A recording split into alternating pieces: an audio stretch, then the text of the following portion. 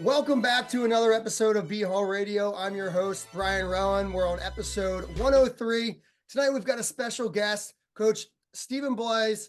Welcome to the show.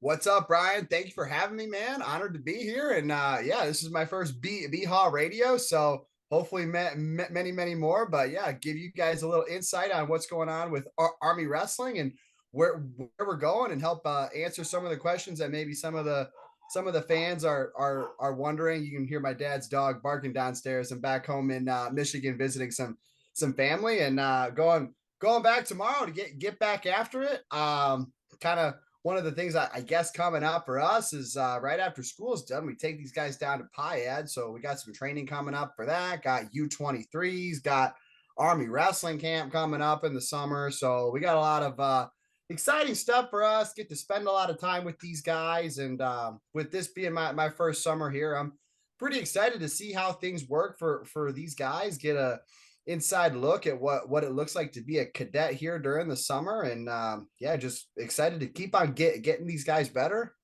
This is a big time team where we actually do some pretty big camps here. I don't know the exact numbers of what our camps are looking like, but I know we pretty much sold out. So we're going to have a couple hundred kids up here in, I think, June and July for our Army Wrestling Camp. So I'm really excited about that. And just to kind of go through every new phase of this is a new experience for me, since it's my first year here. So I really enjoy every single part of it, just because everything's brand new to me. So when you're doing something for the first time, it's always a little more enjoyable, and I feel like you soak things in more than you do when it's the 20th time. So yeah. I forgot. I realized that on the timeline that you got to the team in August. But I was like, oh well, you got through a full season, not realizing like you didn't experience like what the cadet summer's like yet. And yeah, so like everybody tells me, they're like, wait till summer. You got to experience this. You got to see the PIADs. You got to see what training looks like for these guys. So I'm excited to go along with it. I think I'll be back in New York a couple days, and then we hop on the plane and go down to Raleigh. We'll do some cross training with NC State and their guys, and I think it's just good for us to get different looks against another team where they're one of the top teams in the country, and just get some different looks from them, see what they're doing, maybe steal a couple things that we like. I'm sure they steal some things from us, and just gets these guys out and about different area of the country doing the same thing that they love to do, and kind of builds that brotherhood and bond a little bit, where you're not just scrapping in West Point, New York, but you're scrapping in Raleigh, North Carolina, doing the same thing that you've always done. So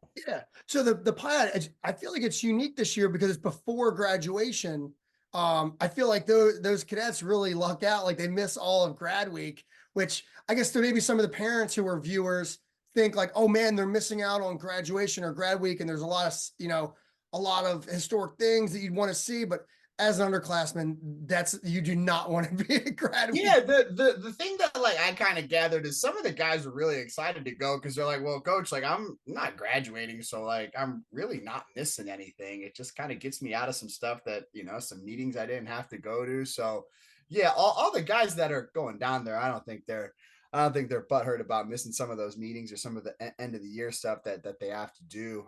They're going to be all set and done with finals, so they're not going to miss anything on the academic front. But yeah, no, I think it's a great time to where if we probably wouldn't take them if they were graduating anyways. They'd be more focused on making sure that they're getting all the photos taken care of here, and they're buttoning up all the last point or all the last minute stuff they got to get done here for their graduation at West Point, and figuring out where they're going to go, where they're going to be moving into. I don't know how it even works as far as like on graduation day. How long do you have to show up? Like, hey, they're expecting you in a month, 2 months. Like, I don't even know what it is. So this is like I said, it's my first ride with these guys. So I guess I'll be hitting up guys like Nate and Benny and Tanner once they're done being AIs and stuff. I mean, like, hey, so where do you live at now? Where are you stationed? What are you up to? So it'll be cool to kind of tag along with this first group of firsties, and kind of keep tabs on them and see see where they're at for their service and their posts. And hopefully we're in areas of the country where they can come catch a dual meet here and there, or maybe it's a tournament, whatever it is. I want them to get out and watch their team that they spent so many years proudly representing, and hopefully they can watch it grow further and further. Yeah. Yeah, I would say for the most part, they're gonna all have about 60 days of vacation before they show up to their first like Okay. training assignment. Yeah. If they're AIs, like Benny, they'll have either 30 or 60 days off and then come back to West Point depending on like what stuff's going on, and probably Okay. what Coach Ward and whatever you guys seem deem fitting. Not sure exactly what they're doing, but yeah, leading up to graduation, their whole week, pretty much it kind of starting on probably Sunday, there's like, it starts to get a little bit busier, and then Monday it's like getting busier, and then Tuesday the families start really rolling in, and by Right. Wednesday it's It's all packed. it's all the pomp and circumstance. Then Yep. Thursday you have all the dinner. Friday you have a dinner and parades and all this other stuff, and by Friday night you're just like you're exhausted because you've been hanging out with your family all day, and then you've been going to the First City Club and partying with your friends at night, and you've got Right. really early each morning to practice parading. And then so by graduation day, you're just like, you're so worn out. You're just Yeah, ready. it's just been a really, really long weekend where you're spread so thin, spending time with so many people that you barely have time for yourself. Yeah. But no, That's that's the thing that. for the PIAD. Do you know what the schedule's like? How many workouts do they get down there? Like, what's the PIAD look like? So I think we get down there Sunday. Yeah, we get down there Sunday afternoon. I'm not sure if we work out Sunday evening. I think we do, but yeah, we work out Monday, Tuesday, Wednesday, Thursday, Friday. I think we fly out late on Friday or early Saturday. Pretty sure it's late on Friday. So these guys get like a solid 5 day work week of training. And I mean, most of them, I would imagine there's going to be a lot of 2-a-days, would be a technique session, a live session, maybe we'll have a day where it's all technique. Maybe I have a day where it's mostly live comp. Just going down there and maximizing the training, right? Where it's, you're not wrestling with the same guys that you're wrestling with in the room all the time. You're grabbing different bodies, working on different skill sets. Hey, like what are some of the drills that make their team pretty good and they run on a day-to-day basis? Okay, like we do a lot of those that are similar. Maybe what's one thing we're not doing that we could add in that we think works well for us and works well for our team. So stuff like that. But yeah, I think 4 to 5 days is a good chunk of time to be down there. I think longer than that, and you can maybe lose the guys a little bit, but if it's shorter than that too, right? Like you're not maximizing the trip where you spend so much time, just going back and forth that you feel like you didn't spend as much time training as you did traveling. So I think this is a nice happy medium where you go down there for what would be like an average work week of Monday through Friday, and they'll be down there. So the days that they're going to school, they would be wrestling. And yeah, I think it'll be really cool. I never did this as a student athlete, so I think a lot of these guys are excited to do that. It's something different. I mean, anytime that you're getting on the road, traveling, and getting to represent your program, even though it's not at a tournament, but it's at a training phase, and that you're going there to get after it with some of the guys on those teams. I don't know. I feel like it builds your camaraderie. It gets a little bit better buy-in from these guys to know, like, hey, like summer training's serious. We're not just telling you, hey, we're going to bring you out to U23s and we're not going to have you ready to wrestle. We're going to make sure that you're wrestling top competition in the training cycle leading up to that. We're going to make sure that you're prepared to go out there and wrestle at that tournament. And just more importantly, you're getting better to reach your ultimate goal of you're going to be an All-American or a national champion. And there's a lot of little milestones that go along with that, of making sure you're a conference champ, making sure you're one of the top guys in the country every single week in, week out. It's not just something you do 1 or 2 weekends a year. You got to do it every single week. So I think this is just one step in that process, but it's kind of cool where the guys know they're going down there to work, but it's not a vacation, but you're going down to some warmer weather where you've been up in New York for a little bit. Like you're going to see some 80-degree days. You're going to get to go out and maybe these guys will get to hang out by the pool a little bit and just enjoy some of the sunshine. And it's not just going to be all we're going to train for 12 hours a day. Like these guys are going to get to be normal kids down there a little bit too, but they're going to make sure that they get the work in. Yeah, I'm sure they're excited. Now I'm looking at the weather of what it's like because it can get pretty dang hot in North Carolina this time of year. It just depends. That's what I'm imagining. I mean, I was just up at my grandpa's place and it was chilly, but that's northern Michigan. It was about 50 Yeah, degrees. it looks like low 60s, a high of low to mid 80s, Sunday. Yeah, so it should be really, really nice for those guys. So how does it work? Do you guys alternate like running practices from a coaching perspective, or do they lead most of the workouts because it's like their home turf, or is it open? Or how have you guys That's a talked about great that? that's a great question. I would imagine that Coach Ward and Coach Papalizio have talked that through a little bit. I'm sure that like they've kind of like pre-talked to each other before of like, hey, what do you want to do for PIAD? So I'm sure they've already bounced and swapped a lot of ideas. I'm sure that they get in there and maybe it's some of the similar stuff to what they ran last year, and they thought, hey, PIAD ran really well last year, going over some of these key concepts, and we'll start there and just kind of hit the ground running from there, and we'll spiral off a couple different ways wherever it takes us. But yeah, I don't know. I'm actually excited to get down there and see it. Right, obviously, Coach Ward and Coach Papalizio went to school together, but after not being on the same team for forever, how long I think they've been in the game now, 15, 20 years. But yeah, I'm sure they picked up some different things along the way, but I'm sure they still share a lot of commonalities. So it'll be cool to see those things. And I think that's one of the greatest parts about wrestling, right? It's like once guys leave the program that they graduated from or spent a lot of time with, on how they take those lessons and apply them somewhere else, but also apply the things that they've learned along the way to be like, hey, like obviously everybody gets into coaching because they think I have found this way that's going to help us get better. But yeah, it's just figuring out how you can best serve these guys. Is you don't have to know everything, but you have to know a lot about a little and be able to help a lot of different styles, right? It doesn't, for me, if I try to push just one style of wrestling on a bunch of different guys, well, it might help 5 guys in the room, but what about the other 45 guys that we have to get better, right? Like I still got to make sure that those guys are making progress. So if they're not all underhook guys, then I have to figure out ways to get through to them that's going to help them win matches that might not be directly what I did or what I build my practices around. Yeah, and I don't know if you've probably been paying attention to a little bit of wrestling media with Oh Dave yeah, moving over to Oklahoma State and yep, watching his press conference and then interviews with Jimmy Kennedy and Thomas Gilman.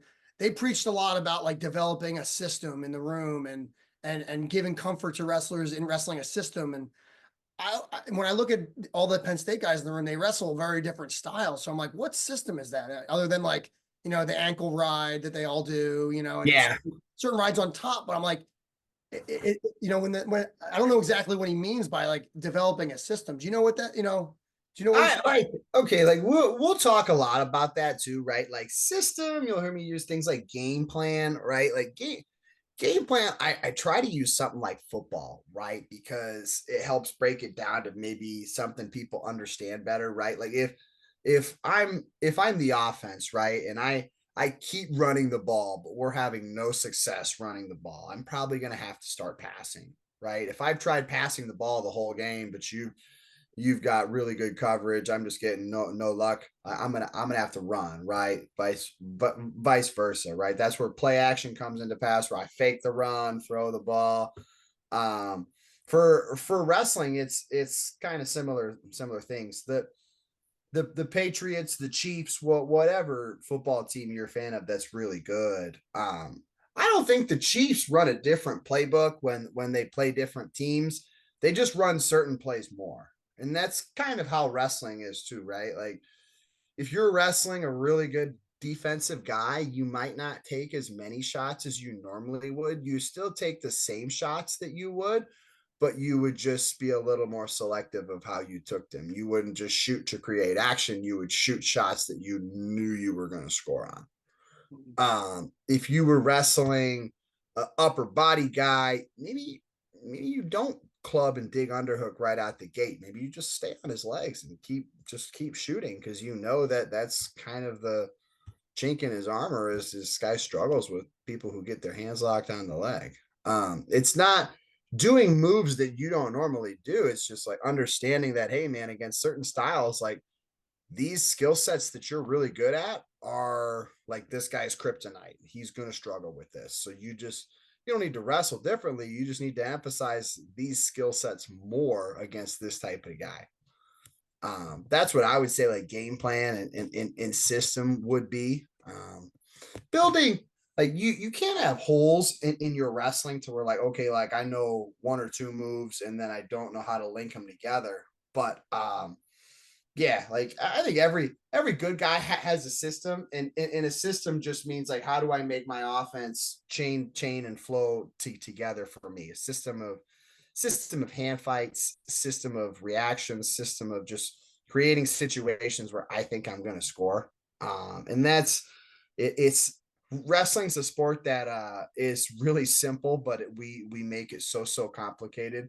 It's really as simple as just tackle him, take him down and tackle him. But there's so many techniques to doing that, and how do I get this guy down? How do I keep control? The higher up and higher up you go, it becomes more technically savvy. But I think sometimes we lose sight in the fact that it is a fight, man. Like there is fair amount of tactical skills involved, but you have to do those tactical skills in the heat of battle too. Yeah.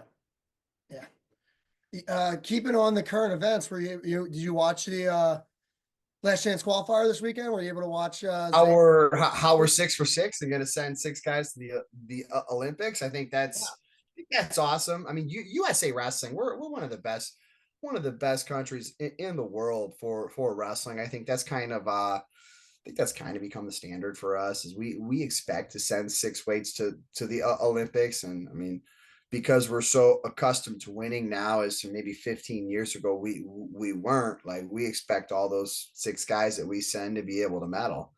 We're in a really good spot where it's so hard to make the team here. I think that's why you see guys trying to seek citizenship in other countries, just because they're like, man, the United States, it's so tough to make the team. Like I could almost have it locked up somewhere else. So um Yeah, we've got yeah, more Americans wrestling for other countries than we do the United States. We got right. 6 on our team. There's 7 across other countries as well. Right. So I think that's why you're seeing so much more of that. It's because it's so hard to make the team in the US that people are just biting the bullet and saying, well, if I can't represent the US, I might as well represent myself, and I might as well get there in any way, shape, or form. So I think it's really cool that we're doing so well. And it's hard to make the team here multiple cycles. It's really impressive to make the Olympic team and then the world team in back-to-back years, but to be able to make multiple Olympic teams and to hold down every world team spot along the way. We've seen some changing at the guards at some weights, and it goes to show that high level wrestling, it's just so hard to stay on top. So that's where guys like Jordan Burroughs and some of those dudes who just have found a way to bring home numerous world medals. It's like that you got to kind of tip your hat to those guys. It's really hard to make the team here, but then to go on and have success at the world level and to find a way to keep holding it down, it's really cool. And I think even though Burroughs is not the guy on the team this year, he's inspired so many of those young guys behind him to keep getting better. I'm sure that he's kind of a guy that's probably propelled some of those dudes that were like a David Taylor, a Kyle Dake, that were early on in their career, that he was the guy that were in their way. I think it made those guys jump levels, having to chase him to surpass him. So it's kind of cool to see that we've had decades worth of work put in by guys, and they at one time Burroughs was chasing somebody, and now we're gonna have different guys chasing Kyle Dake and those types of dudes too. So it's cool as a fan to be able to sit back and watch, and like our country's in really good hands. We got a lot of good depth coming up, and you all almost always know whoever earns the spot for the United States at whatever weight class, like they've earned it, and they're going to have a good shot at bringing home a medal. So Yeah, I can't wait to see how it all turns out in Paris here, this summer. It's gonna be. yeah, they just, my only complaint is they got to start doing it on a time where you don't got to wake up at 4 in the morning to watch, But I I don't think think that they wherever, will. I think in Paris it will be. It won't. I haven't done the math, but yeah, I think they're like, what are they, like 7 hours ahead? So I it don't won't. know what it is. I remember when Gable Steveson won the gold, it was like 3 a.m. in California. I'm like, gosh, I'm setting an alarm just to wake up and watch this guy. Yeah, but that was in Tokyo, so that was Yeah. that was on the other side of the world compared to Paris. Paris, Right. if they start at 10 a.m., let's say they start, yeah, like 10 or 11 a.m. there. Um, actually, I don't know. We'll see. I know it won't be like, the gold medal matches at 5 a.m. probably. Yeah, they try to make those a little more prime time, and at least USA Wrestling will like tweet that out. Like, hey, gold medal matches will start at 4 a.m. Like they'll try to make that obvious because they do want people to tune in and end up watching those. That was a wild Tokyo. I was on a work trip in Nashville that Oh, week. were you? And we'd have like long days, and then we'd go out to dinner and drinks and like, not like party. It wouldn't be like, super crazy, but it made it for really long days when like I'd have to get up at 3 in the morning to start watching wrestling, Yeah, and then you're like, so man, I I was gotta like go in to bed work at now. midnight, Yeah, that got to for be a sure. lot. But yeah, I mean, so we got to spend some time at the Spring Gala talking, and Yep. for any of the listeners who weren't there, Coach Bleise, was phenomenal up there on the mic. His first time presenting some of the awards. So talk to us about your experience at the gala and I guess run down the weekend events. Yeah. Gala's super cool, right? We had, I think, about 200 people there. So anytime you got 200 people at a location celebrating Army wrestling, really cool. Love to see it. Thanks everybody for coming.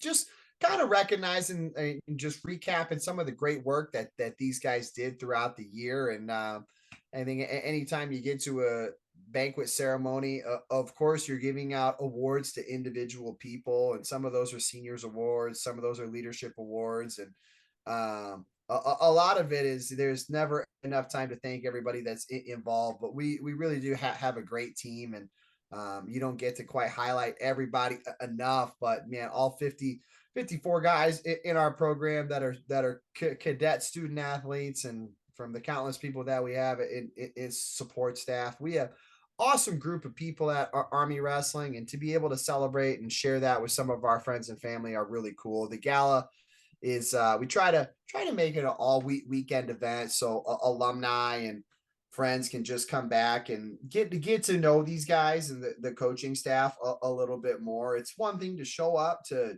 dual meets and watch our guys wrestle and see the product that we're putting out on the mats, but I think it's a different thing to show up and talk to the coaches and the kids and realize that like we're not as mean as we look, and we're actually normal people, and we like to be talked to, and we're yeah, I think it's like the more you spend time around these guys, the more you realize that they're just like every other kid. They're just really polite. They're the best version of what you see in a lot of every other kid, but they're not different than your average college kid. They still smile, they still have fun all the time, but when it comes down to it, these guys are a little bit more serious and highly motivated than the average kid, and they just kind of know what they want at an earlier age. And this is that gala kind of it just brings a lot of like-minded people together to celebrate these guys and what they're doing, the commitment that they're making to this program, this country, and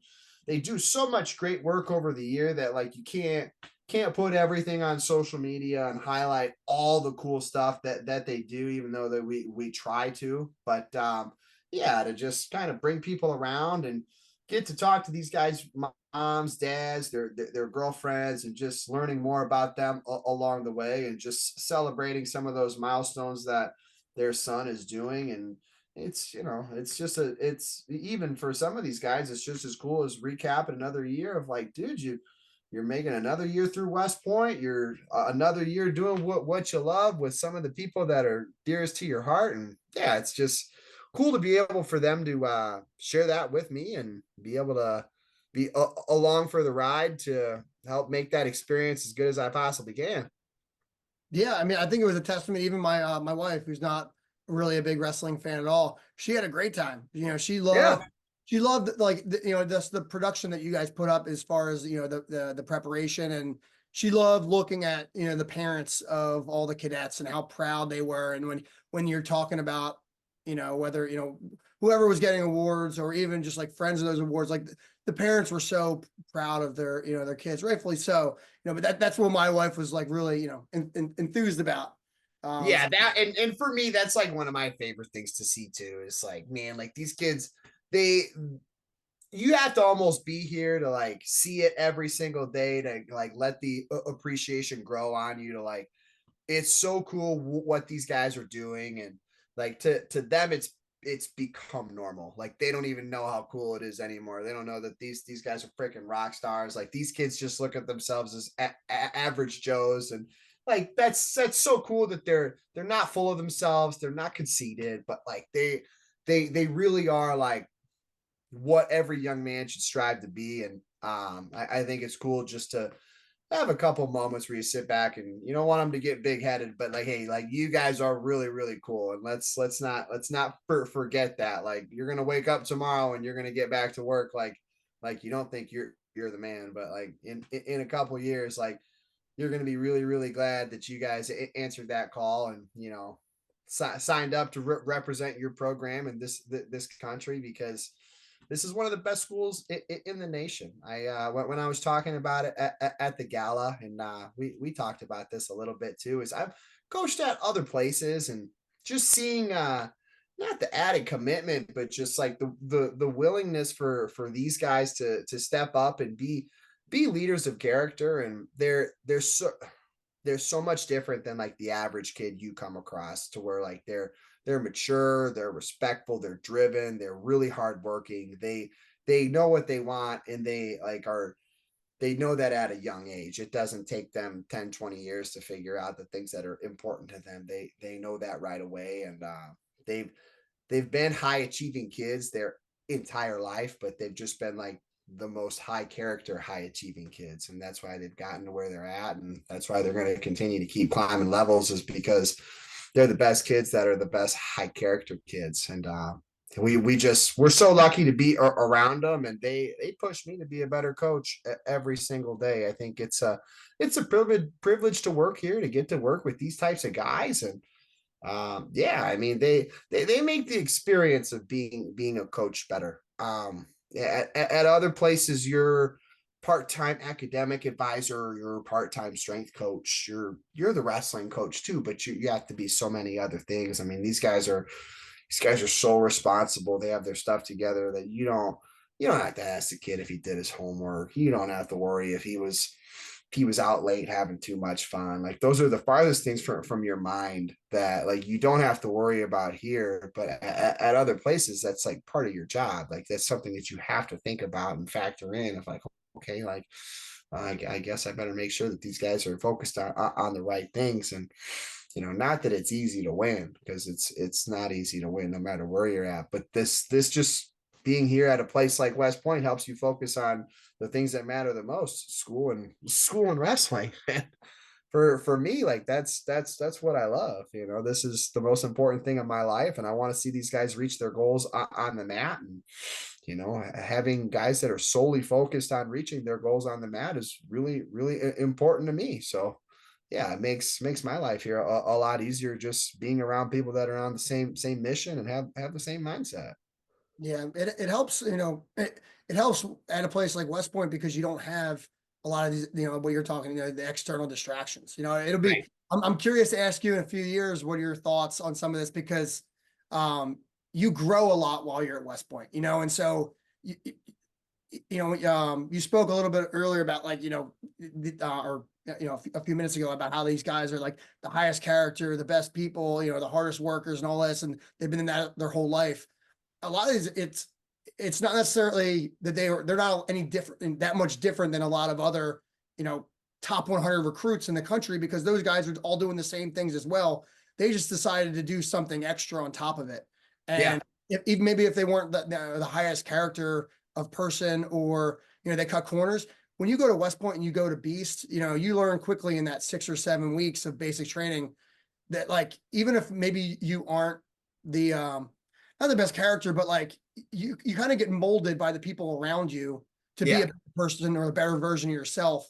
And it Yep. just kind of grows over the course of the next, 4 years. And so I'm curious to see, this, your plebe class that you've had this last year, like how much you see them grow this year, next year, and then as, as firsties, because, when you, not only through their, through their character and things like that, but just looking at them, you see like these young plebes that are so like Yeah. timid and like, just like little 18-year-old kids. And then by the time they're firsties, you're on top of the world. Like you are, like they think they're the coolest guys in the world, and they Yeah. are. I don't know, like that's, you have, full bird colonels and generals, like, talking, looking at you like, oh, you're great, you're awesome, you're this. And then the next day they commission and it's like, you're a second lieutenant, get to work, it's funny how it just shifts like that. But Yeah. I like to, I'm gonna remember this and pick your brain, a year from now and 2 years from now, and see what your Well, talking to guys to are. kind of piggyback off of what you're saying, like the old saying of like you're average of the people you, or the five people you spend the most time around. And like West Point, like if you're an average of the people you spend the most time around, well, if you only spend time around good people, then you're probably a pretty good person, right? And there's just like there's not many bad apples at West Point, so you're constantly spending time being shaped by good solid character people to where like you rise to the occasion every single time you're around really high character people. You almost have no choice but to become a high character person yourself, because there's like the societal peer pressure to fit in, and you don't want to be the guy that's acting out and not fitting in. So it's cool to do the right thing and be a good person. So yeah, there's not many places where it's cool to be a good person, so this is one of those places. So you've got to have some funny stories of, I guess when you're coming to West Point, you probably have some thoughts of like, hey, what this is going to be like. And then you get there and there's just there's a lot of weird things about West Point. I'm sure everybody that's listening on this, like, Right. knows some, just head scratching things that you do. Like, can you think of some funny, I can think of a couple, right? So like my first couple workouts there, I'm like, I'll just, take a step back. I'll let some of the other coaches run the workouts, and I'll gauge a feel for, the intensity that we can go, what we can say to these guys. And I'll sit back and watch the first couple. And I saw Coach Green run this. We ran this workout where it was like multiple stages of run. Like the first one was you run up a hit, like it was run up the stairs. Yeah, it was run up the stairs to the fourth floor. We ran up and down that. I mean, I don't know. It seemed like 5 or 6 times. Then we brought him out. We ran the fourth floor like ramp up to the chapel, from the fourth floor doors up to the cadet chapel. I don't know. We ran that 5 or 6 times, and that looked pretty hard too. And then we brought him up to the Lusk Reservoir, and this is off of eyeballing it. Green was like, I don't know, might be a half mile, a third of a mile. I'm like, well, looks pretty far. He's like, we'll just do a couple laps. I'm like, a couple laps? Like, we're gonna sprint around this thing? We probably did 4. I don't know. Some kids maybe did 5 laps. It was like 0.75. It was almost a mile sprint. It was like a 3/4 mile sprint, and it was one of the harder runs that I'd ever seen in my life. And like we had got like, and these guys, these are tough kids. We've got guys throwing up that never throw up for runs, they said. And they're like, wow, like that was tougher than I thought. I was like, tougher than you thought? That was the hardest run I've ever seen in my life. We can do anything to these guys. Like I couldn't even come up with a workout that hard. I was worried about overworking them or running them into the ground. Coach Green almost gave him a heart attack from this Lusk Reservoir run. I'm like, I couldn't even come up with something that hard. So I was worried about some of the stuff that in my back pocket would be too crazy. I've never ran a workout that is as hard as Coach Green's conditioning. So that's first of all. That would be one of them. Is like, yeah, like there is no like overworking these guys. I think if anything, our guys They don't even realize it. They probably could tell us no. They don't. Like, hey, coach, that's too crazy. I'm not running that. And I mean, maybe I would reconsider. Be like, well, shit. Okay, I guess we'll have to draw up another game plan. But these guys have never even used the word no. Like, they're like, oh, okay. Like, they like no. In my mind, sometimes the idea seems outlandish. It seems a little far fetched, but like I see the reaction on the kid's face. I'm like, oh, they actually think they're going to do this. All right, well, maybe we can run up the hill 20 times. I was only going to do 15, but if you guys said 20, we can do 20. So that would be one of them. I guess I have another one. I don't know how rated this podcast is, but one of them, my first days in the room wrestling Nate, I had a pretty slick move on him, so I smacked him on the ass. And I just kind of stopped wrestling, and I was like, oh shit. I just did that, and I looked around the room, and I don't know who it was. Like Shane's like, did you just smack him on the ass? I was like, yeah, is that not normal here? He's like, no, I've never seen that, but that's great. Keep going, coach. So that was probably another one of the funny stories that I have too. And yeah, It's I just don't a know. good game. I don't see anything wrong with that. I mean, yeah, Sometimes the guys will find things funny. I'm like, I didn't even think that was that funny, guys. Like Basil had to cut weight for day two of nationals and couldn't even find a bike, couldn't find anything. So I ran down to the hotel lobby and I rolled up like an electric Aerodyne thing into the elevator, and I rolled it into our bathroom, and I just turned on the shower on hot, and I was like, hey Basil, why don't you come on down to the handicap room? We got something for you. So yeah, I mean, the guys thought that was crazy and funny, but I was like, I mean, I didn't see any other option that we had, man. I mean, it was funny, but that was the only other choice we had to.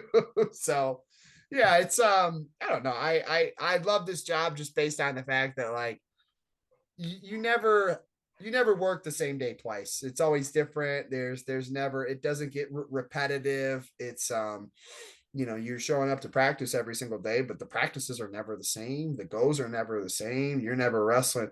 Even if you're wrestling the same guy, you couldn't possibly script the same go again. So yeah, it always keeps things fresh, and we're constantly evolving, looking for new ways to push these guys and challenge them. I think that one of the tough parts about wrestling, right, is like as soon as you show me that you can handle something, or if you've kind of like risen to that level, I just up the ante again until I give you something else to push to and climb towards. Like every time that you show that you've found a way to match that standard that we've set for you, we just keep upping the bar. So you've never you're constantly chasing something and never reaching it. I think, and that's one of the coolest things about wrestling is you get a bunch of kids who are content with like, yeah, like I'm probably never going to reach where I want to be, but I'm going to keep running until I get there, or as damn close as I can. yeah. So, you coached at a few other schools Yep. before West Point. Was your role at those schools, very similar, or like how is it different in your It was coaching pretty role? similar. At Cal State Bakersfield, I was there the last 3 years before I came to West Point, and I was at Old Dominion my first year coaching. So at both of those places, my role was pretty much development based. I ran a lot of the practices, and I ran most of the individual training sessions with the guys. Usually the middleweights and lightweights are the guys that I've spent the most time working with in the previous two stops that I've been.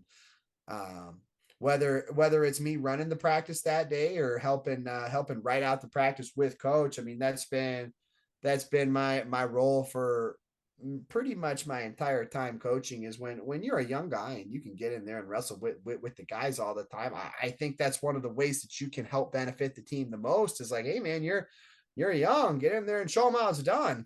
This is such a feel sport to where we can talk about technique a lot, but like until you feel it being done to you, you might not know what I'm talking about. So being able to get in there and not only show the kid, but like being able to do it to him, I think goes a long way. But I like the way that I'm able to coach right now, because I know I'm not going to be able to do it forever, but I'm really enjoying it while I can. Is the getting in there and putting on the miles on your body and being hands on with the guy. Like helps me know what the kid's actually thinking, because it's like, well, I felt this kid wrestle. I kind of got a good idea of what he's trying to do. I know where I know the game plan he's trying to run. I know what he sucks at. I know what he's good at, right? Like, Mhm. it helps you troubleshoot things a little bit quicker than trying to look at it from like a bystander's standpoint and like, well, like, I'm watching him wrestle, and like you get so much from watching somebody, and sometimes you pick up things that you missed from watching that, like, I was wrestling with him. I didn't feel this, but then I sat back and watched and I noticed that, okay, like maybe I was missing that while I was wrestling him. So you get kind of both. But Do you yeah, ever, I don't do you ever tape like video like goes, any practices with some of the guys so I've you can see it? I've done that. I have videotaped live goes, and then I'll send it to the kid, and I'll be like, hey, like, this is gonna be a 20-minute video, but like, I want you to go back and watch it, and you don't got to keep them all. I don't want to use up all the storage data on your phone, but like, it'd probably be good for you to watch these and take the lesson from it, and then you can delete it so that I can send you the one from next week, and you can always have something to build off of. Sometimes I'll just record a couple minutes and be like, hey, like, this is what I'm talking about. Maybe sometimes it's start in on my leg, and we'll just record the go from when you start in on my leg. Like, I don't really care about how you got to my leg. I care about like what happens once you get your hands locked. Like, you're doing a lot of things right until you get to my leg, and then what are you doing? Are you stopping wrestling, or do you not know what to do? Are you just pausing because you think that's the right thing to do? Like, it's kind of seeing some of that stuff. But yeah, I think since I started coaching, my role that's helped the team the most is just to be a more development based coach. I think I'm pretty good at covering holes in people's wrestling and connecting some of the missing dots for guys that help. I mean, a lot of times, most of these guys have the skill sets needed to win. They just aren't applying them the right way, or maybe there's like one small piece of information missing that will make a lot of the other things that they know work better. So it's just kind of pinpointing and dissecting that area and learning each kid individually, and like, hey, like, what does this guy need from us to become the best version of himself. Yeah, we talk a lot about team practices and what our team needs to get better as a whole, but I mean, really, what's going to get our team the best is how do we get all 50 guys individually better, and like, that comes through team practice, but that also does come through like of the relationship with the cadet athletes, and us being able to kind of know them as wrestlers and as people, to be like, okay, like, this kid wrestles this style. He learns best in this type of atmosphere. He processes information best when it's presented this way. Like, all of that stuff does factor into how he retains the information and is able to apply it out there on the mat. Yeah, that's man, that's a lot different than when I was a cadet. We didn't have video like there, like it wasn't like we'd have to like have a camcorder out there if we were gonna video stuff. We're pretty lucky, man. We got good technology. We got good people around us. Like, I mean, if we got to say, hey, man, could you record this? We're recording it on some sort of iPhone. I don't know what iPhone we're on. iPhone 15. I mean, it's got better pixel picture quality than my eyes do. I mean, yeah, like some of the stuff that we're able to do now is crazy compared to when you were wrestling. They were just probably getting out what, like, they had technique on tape. I'm not that old, but we're getting close to that. So I guess diving into like some other topics, like, so you were pretty successful, very successful college wrestler, Yeah. 4-time NCAA qualifier, 2-time round of 12 guy, not getting through and punching in that All-American round. You think that helps like you as a coach? I've talked to other, so many guys in the past where Yeah, like not getting over that hump, like it just gives them an extra like, motivation to, for sure. be a I great would coach. say so. I mean, I first of all, I'd be lying to you in saying that if I didn't think about it a little more than I probably should. I probably should just let it go and be able to put it behind me. But like, yeah, I mean, I think it makes me a little bit better of a coach, just because not that you have. I just have a little bit more familiarity when, like, okay, like, when you do get frustrated with somebody, when you do want them to, like, hey, why is this kid not figuring out? It's like, well, dude, the kid wants to win. Like, put yourself back in his shoes. Kid wants to win. He wants to figure it out. Like, you've seen this kid in the practice room. It's not because of lack of effort, right? Like, I'm his coach. Like, I would know if it was lack of effort or he wasn't doing the right things.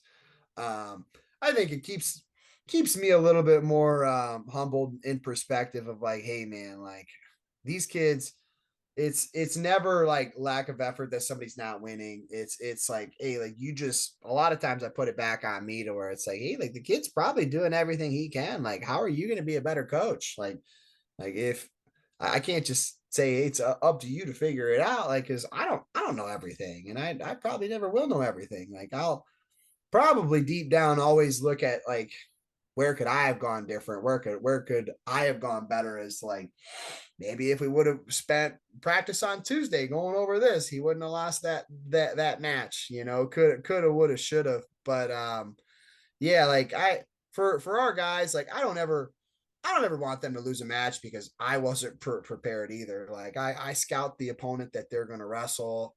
If the guy's got a cement mixer, or he's got something really good on top, like I view that as my role as a coach. Like I'm supposed to know that going into the match. Like I'm not just going to pick bottom against the guy who's really really good on top. If I know that my guy's not great on bottom and can take this guy down at will on our feet, like I'm not gonna risk letting that guy back into the match just because I didn't do my homework per se.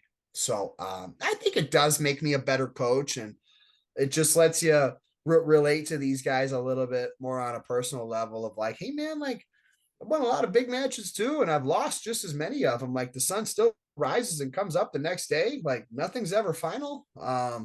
You still have the same life that you had before, right? Your parents didn't leave you. Your girlfriend didn't break up with you because you won or lost a match. Like you still have a pretty damn good life, and being able to relate that to guys and telling them like wrestling's not the end all be all. Like I know you have a lot into this, and I had a lot poured into it too. And maybe some nights I still bring it home with me a little bit more than I should. But I think we got to put it in perspective that we're really lucky to still be pursuing something that we love to do. And for most people, that's ripped away from them at 18 years old. And the opportunity to keep doing that is forced on them. They can't do it. So to still be able to wake up every morning, tighten up the boots around your ankles, and still be able to go out there and whip somebody's ass, like you must have a pretty good life. So, and if we're saying like, oh man, you weren't the best guy or one of the best guys in the country, you were just pretty damn good. Like, okay, well, we can live with that. You learned a lot of good character lessons along the way, and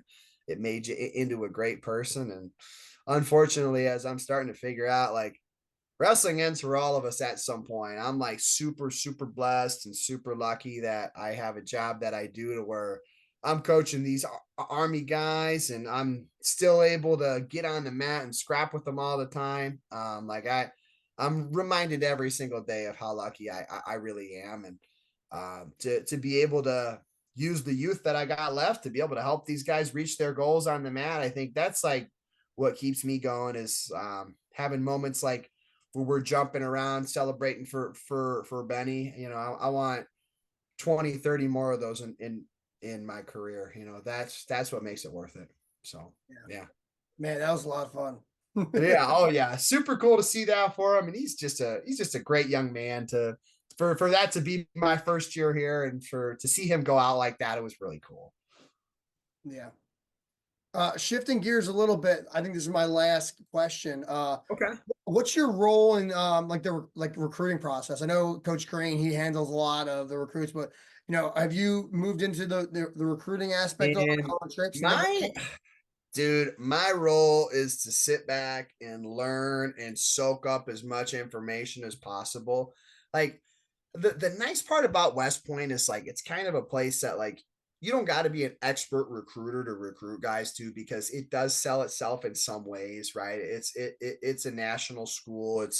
It's most of our congressmen, our senators, CEOs, like somebody that is a big public figure from the state that you live in went to West Point. You just either don't know about it or you're late to the party on figuring out like how big of a deal it is to graduate from an academy, and how hard it is to get in, let alone like make it through and be successful, and kind of just like all the things that are required to be an officer in the army. And yeah, I'm really, because like Green and Ward are much more seasoned vets at recruiting. Like Green and Ward are really good mentors and leaders for me, to where like when I took this job, like my goal is to be a head coach someday, but I also understand that a lot of good head coaches have mentors that they pick up the phone and they call these guys when they don't know what to do. So I'm picking up a lot of good stuff from Coach Ward and Coach Green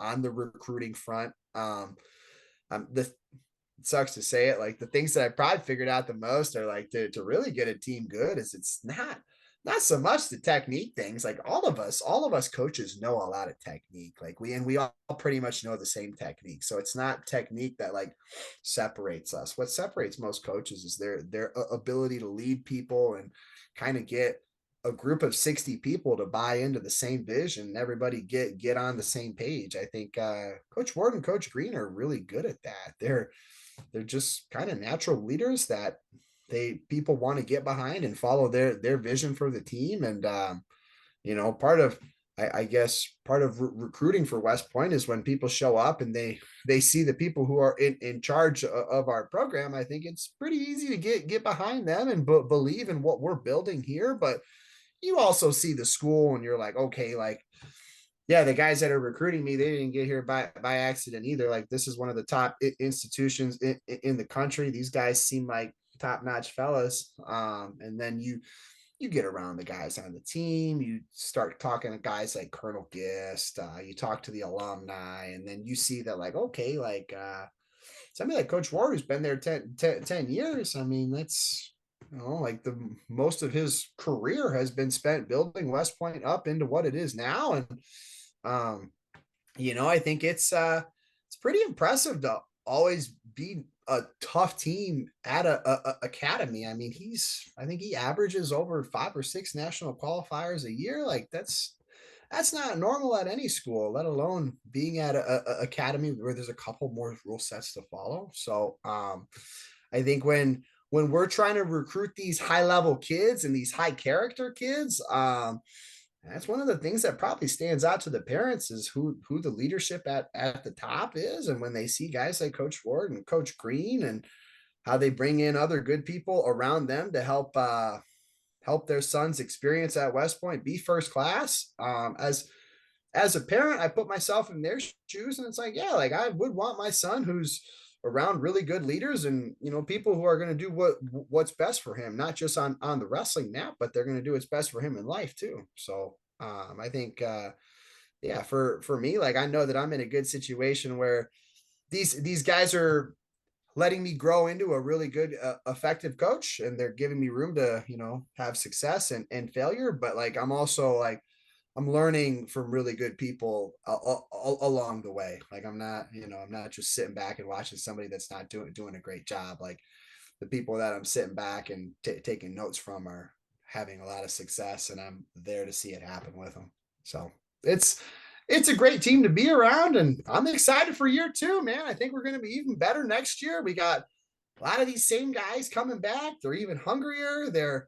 They kind of know what they got to focus in on. And yeah, we're going to add some more exciting spark plugs into that lineup. And man, for the next couple of years, we should be a really tough team, not just being nationally ranked, but we're going to start knocking on the door here and maybe bringing home a team trophy and try to be, a household name in the world of college wrestling, not just a team that, people who are serious fans of the sport are talking about, but even the casual fans will start talking about how good of a team we got. So, Yeah, well, I know that it seemed like this past year, there was a lot. I listened to FRL a lot, and yep. the West Point program got brought up, routinely during the college season. So, that's a testament to hard work of the guys and the coaching staff. Yeah, definitely good to hear. And like, it's like it's tough because like wrestling people are hard to please, right? Like if you're not the number one team in the nation, then you're not doing good enough. But like, yeah, for us to send six guys to the national tournament, have a guy place at nationals or wrestle his way onto the podium for the first time since 2008, be a nationally ranked team. Like I think like that's going to become an expectation for us, is to be a nationally ranked team. And then just like, okay, like we know we can get guys on the podium. How do we get more than one guy on the podium in the same year, right? Like what are the necessary steps for us to send all 10 guys to the national tournament, and how are we going to be knocking on the door of getting 2-3 guys on the podium in the same year, and essentially just trying to break records that no other academy's ever broken, and try to break those records so that the only other team that's ever going to break them again is us. So Hey, I love to hear it, Coach. I'm all out of questions. That was I feel like that was a great episode right there. What are your thoughts? I feel like it was pretty good too, man. I mean, about an hour went by and we just chit chatted, and it felt pretty natural and pretty smooth. I mean, I don't know if that's how most of them go, but yeah, it felt pretty good. B-row, so like it. I mean, thanks again for hopping on, for all the listeners. Hell Thanks, yeah, man. thanks for tuning in. We love the feedback, comment, or message me and let me know how it went and what your thoughts are. And Coach, thanks again for coming on the show. All right, Brian. Well, thanks for having me, man. Looking forward to the next time, dude. All right, I'll see you. All right, dude. Thanks for tuning in to the BHAW Radio Show. If you like what you heard, be sure to subscribe and leave us a 5-star rating on your favorite podcast platform. If there's something you'd like to hear on a future show, reach out to us on any of our social media, Instagram, Facebook, or Twitter. Or you can reach us at email, bhaw.radio@gmail.com. We'd love to hear your thoughts, and as always, go Army, be Navy.